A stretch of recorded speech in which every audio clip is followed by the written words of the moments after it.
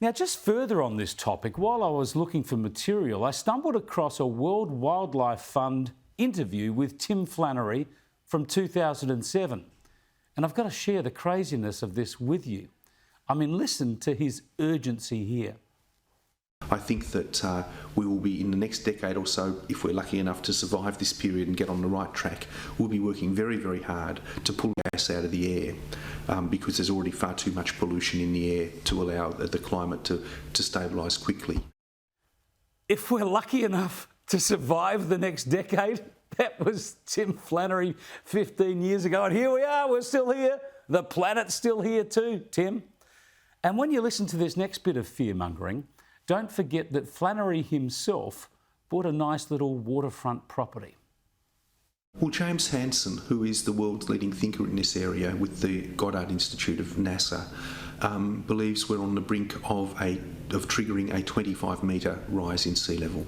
So anyone with a coastal view from their bedroom window or kitchen window or wherever is likely to lose their house as a result of that change. So anywhere, any coastal cities, coastal areas are in grave danger. 25 metres? Has anyone checked on Sydney Harbour? Is the Opera House still there? Have they inundated the Opera House with these rising seawaters yet? This is the same bloke who said the dams would always be empty. Seriously.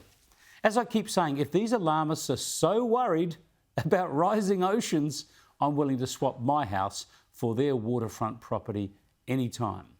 But if you want to see something that really takes the cake, this next bit will take your breath away. Rather than see uranium and nuclear energy as a potential solution to the clean energy challenge, Flannery wraps it into his scary climate change picture of Armageddon.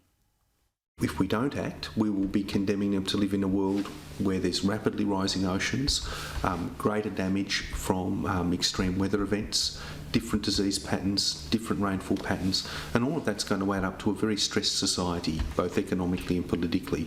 And of course, we are exporting 10,000 tonnes of uranium ore a year. Some of that's made into bombs.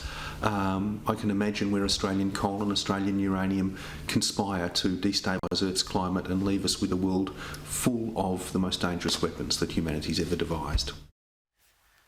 This guy's a lunatic, and the ABC promote him as some sort of climate expert, not to mention the former Labor government.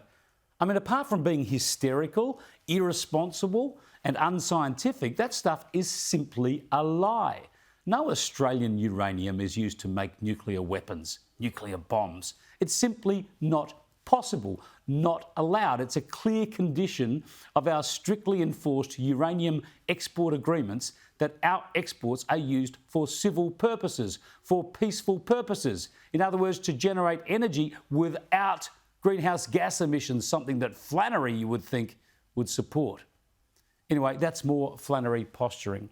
And the facts don't seem to matter to anyone when they're creating alarm about the climate.